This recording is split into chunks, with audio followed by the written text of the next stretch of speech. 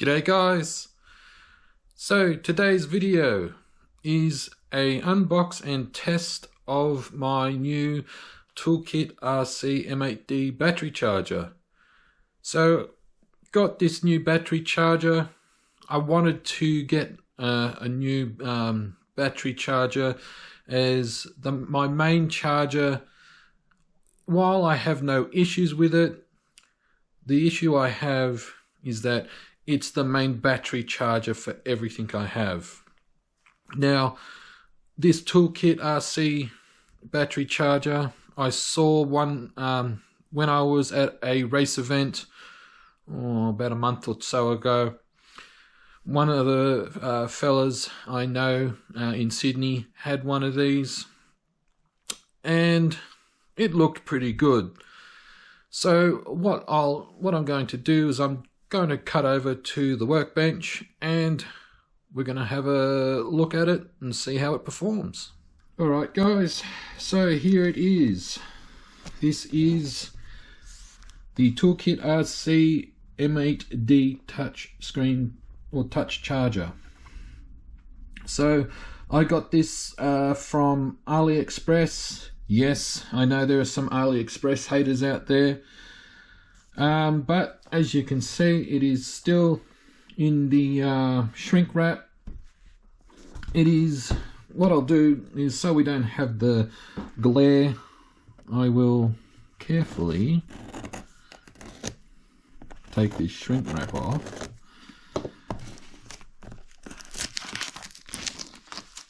And probably one of the only things I don't like with AliExpress is some of the sellers on there, they don't really put a lot of effort into the packaging, or shipping I should say. Don't want that,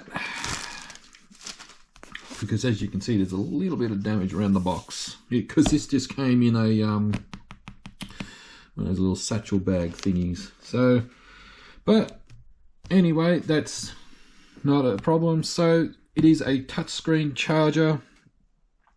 It also, so it has a max of 1600 watts of power. It's a dual port charger. I believe this will charge up to 8 cell LiPo, I think. But yeah, so you can, and this is a DC input, so you will need a 12 volt source of some description, preferably like a power unit. So it'll take up to 49 volts DC. So for those playing at home. So what we'll do is I'm trying my best to do this one-handed.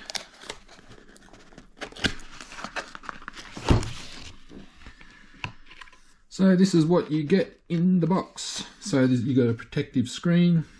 Now we'll carefully put that there. Got a QR code thing.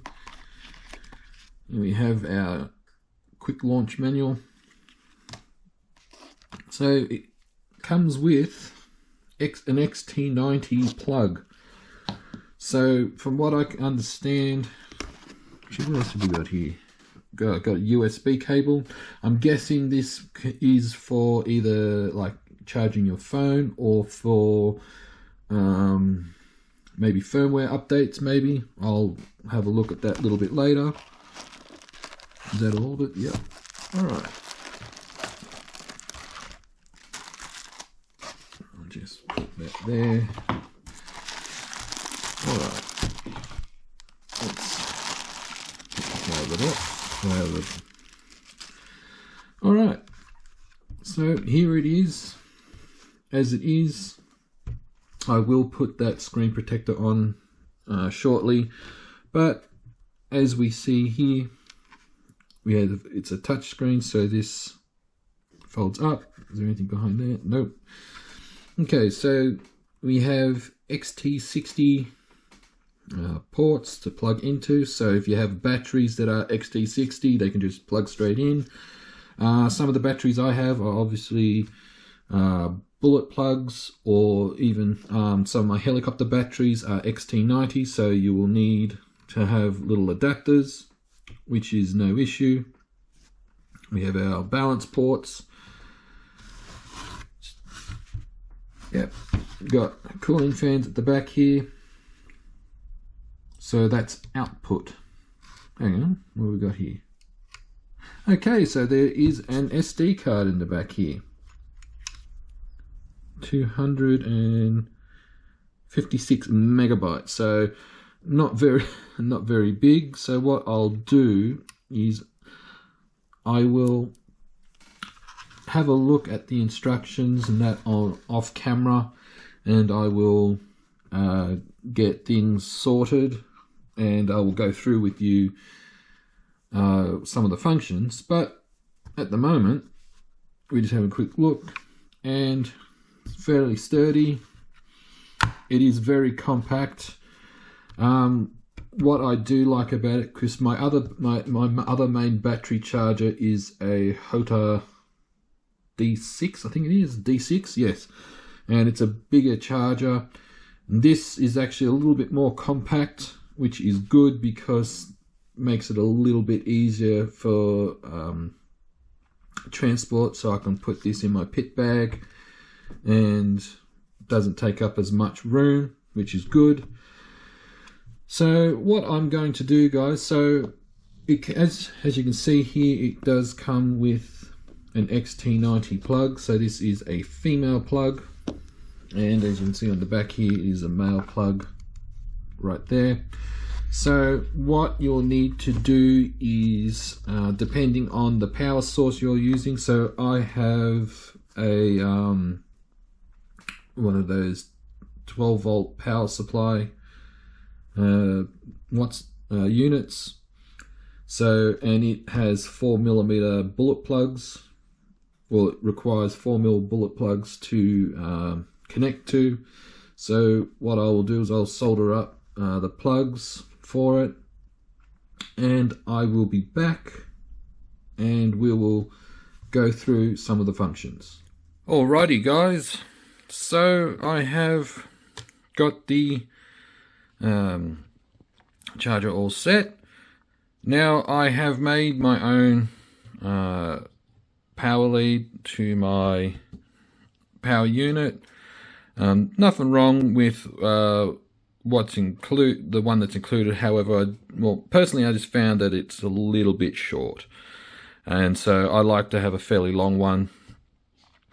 Anyway, so I'm actually recording this now on my phone because with my GoPro it doesn't like close-up shots, so it goes out of focus. So I thought I'd just record this on my phone so you can see the screen better. So as I mentioned earlier, you will need to make your own charge leads with this. So you'll need XT60 connectors to go in, female connectors to go into the male plug here. So I've made my own because I have various different batteries and so forth. Now this charger, what I've decided to do is I've had this charger for in between takes here. I have used this charger for a little bit because rather than just fumbling through it, I thought I'd just get myself acquainted with the charger. And this charger actually goes pretty damn good. I am yet to try and figure out how to get the discharging working how I want. For some unknown reason, it doesn't matter if I have it set at 30 amps discharge, it won't go above 2 amps. I don't know. So, but when it comes to charging, this thing will do it all, and it will do anything from a small 2S LiPo like this one, and up to anything like a big 6-cell battery pack like this. and I have put it through its paces. Even charging these 2S Gens Ace packs here, these are high voltage ones, does it well. Even small 4S packs charges well. It has some good features on it, and it's not powered up at the moment because I wanted to show you what it's like on startup, as this will actually speak to you. So as I plug it in, welcome to ToolkitRC. As you see, gives you a nice little welcome, and got a nice screen. It quite intuitive. Now, when it comes to charging, it's pretty straightforward. So as we see here, because it's 2 channels, these represent your 2 channels here. Now, if you're like me and have cold fingers due to poor blood circulation, you can use the scroll wheel here, and that is the back button. So what we'll do here is we'll go to standby, and you can scroll through different battery types. So what it does is it stores memory. So try that again, and as you can see, I'm having trouble focusing here. All right, so you can have different battery types. So what we'll do is we'll go to new battery. So you want to start a new battery or have a new battery profile, go to modify, and you can choose what kind of battery you want. So you got LiPo, low voltage, Li-Fi. So if you're like me with nitro cars or model airplanes, I use these Li-Fi packs here for the receivers, lithium ion, and so forth. But we'll leave it on LiPo, so you can set your end voltage. Now you have different modes. So we got charge, discharge, storage charge, cycle, and the last one is destroy. Now this is for if you have a LiPo battery that's at the end of its use, and you have a dead cell, you have something like that. This will destroy the battery. Basically, it will just discharge it down to nothing. But we'll leave it on charge. Now, one of the other cool things with this battery charger is it has another little function too, which will come in handy for if you have a 12-volt soldering iron or a battery powered soldering iron. So here I have a McLaren soldering iron. Now you can adjust the voltage on this soldering iron, but generally it'll run on a 6-cell battery, so it'll run off something like that. But this charger has the option for DC output power. So if I click there, so I have the voltage set at 22.9 volts. Sorry if it's going out of focus, guys. And it's DC power, DC out. So we'll have it, so it's for port number 1 here, or the left port. So what I'll do is I'll just pause here for a sec, and I will get the soldering iron all set up, and I'll show you what it does. Alright, so I have the soldering iron just set up here. So just for the record, so because this is designed to go off a battery, it has a male XT60, so I had to make an adapter. So we have DC output, we'll have it set, you can set the current, and I have it at 17.1 amps. Output voltage is 22.9 volts. So we click start and it should light up.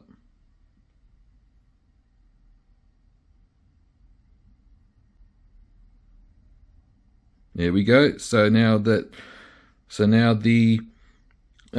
soldering iron, it's not heating up yet. So at the moment, there's no wattage, there's no milliamp hour. Sorry, it's going blurry. So that's currently what it's doing at the moment. So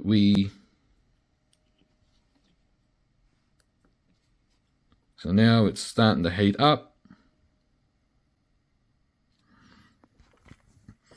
And now, as you can see, it's drawing.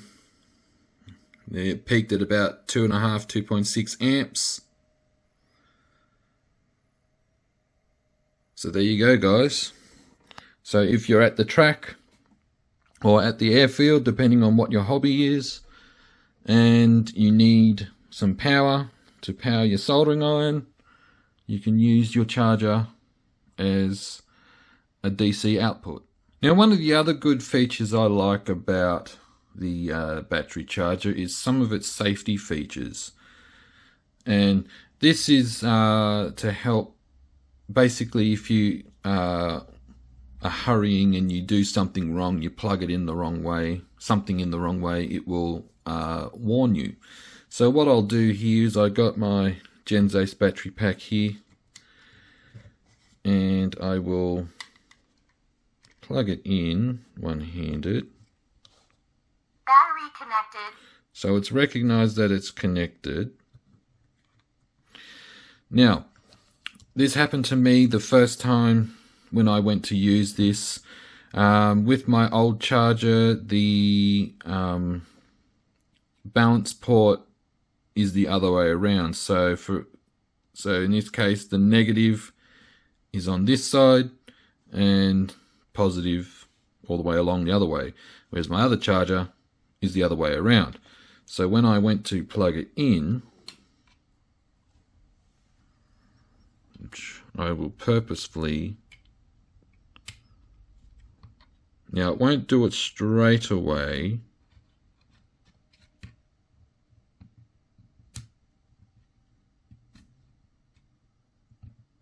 Give me a sec, guys. Okay, so as you can see, I have purposefully put this in around the wrong way. So we'll go to standby. So we'll go to LiPo charge. Now you can charge, for example, this is high voltage LiPo. You can charge it on normal LiPo mode, which doesn't matter. But as you can see, I've got the cell detection on auto, 6 amps, 4.2 volts. Now, if you look closely, it says charge to 4.2 volts. If you're not paying attention and you go to start, balance port voltage match error. So what it is, it's detected there's an issue with the balance port. So we'll go to OK. So we will unplug it, put it in the right way. Sorry if it's blurry, guys. Okay, so that's the way it should be in. So same thing again, standby. So same, haven't changed anything. 8.4 volts, so it's changed. Charging start. And so there you go, guys. So neat little safety feature if you're hurrying and trying to, like say for instance you're racing and you got to do your turn marshalling and you're running to get the battery on charge, it'll let you know that you've done something wrong. But as you can see here, guys, as it's charging, we're at 6 amps, 45 milliamp hours going in. There's your voltage, time lapse, 46.7.9.8 volts. And if we click the info here, so as you can see, it is showing you the voltage per cell. We scroll across. There's the internal resistance, 3.5 and 3.2 ohms. And that's the current profile that's on. So it's charging a LiPo 2 cell, 4.2 volts per cell at 6 amps. Now, you see a little thermometer down there. I think there's a port somewhere where you can put a temperature probe. I don't have that. But as you can see at the top here, it shows you the current temperature of the charger itself. And you can, I got cold fingers and it's touch the screen. But you got the little settings wheel here. You can adjust things like your fan cut in and cut out at whatever temperature you set. You can even change this to a light screen. It comes default in what do they call it, dark mode. I like it dark mode because light mode is a bit of a sensory issue for me. But as you can see, guys, it is charging well. And honestly, guys, like I've had this for a few days in between when I first opened it and now, and it is charging. It charges really well, and I am very happy with it. Like I said, Discharge. Well, what I'll do is, as you can see, we're at 7.8 volts. And what I'll do is I will stop it. So we'll stop. So what we'll do is we'll go to standby. So I'll use the scroll wheel so it doesn't. Now where's Discharge?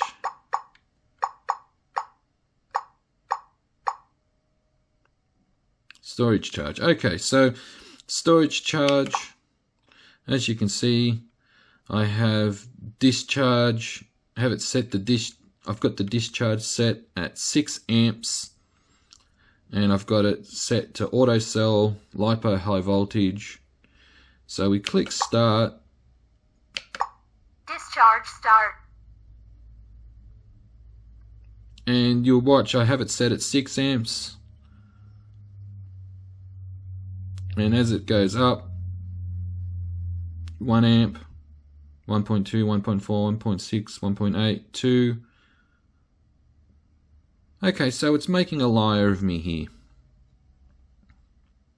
So I don't know why, but for some reason I couldn't get it above 2 amps at Discharge.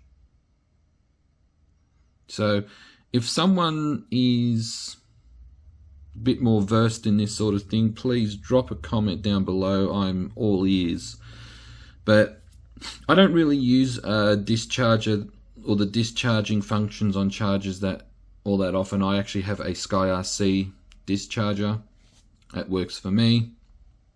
But as you can see, at the moment it's discharging at 4.5 amps, and it's showing you the current voltage it's at, and the wattage, the milliamp hour taken out. So I don't know, guys. So I'll stop the discharging. But yeah, guys, look, apart from me being a dope, not figuring out how to do the discharging properly, this charger is brilliant. Like I said, it'll charge up to 8 cells, lithium cells, whether it be LiPo or lithium ion. You can. I've also got here this little charge lead. So for you nitro guys, you can charge your glow sticks or glow heaters. It's brilliant. It's compact, and big lithium cells. It'll charges them without any issue, and it comes in handy too if you need a DC output. It's great for that as well, guys. So I'm going to leave this video here, guys. What I will do is Probably a month or two I'll do a follow-up video of this charger and see if there's any issues down the track. But that'll be the end of this video, guys. I hope you've enjoyed it. If you have any questions, don't hesitate to ask. But until then, enjoy your hobby and cheers.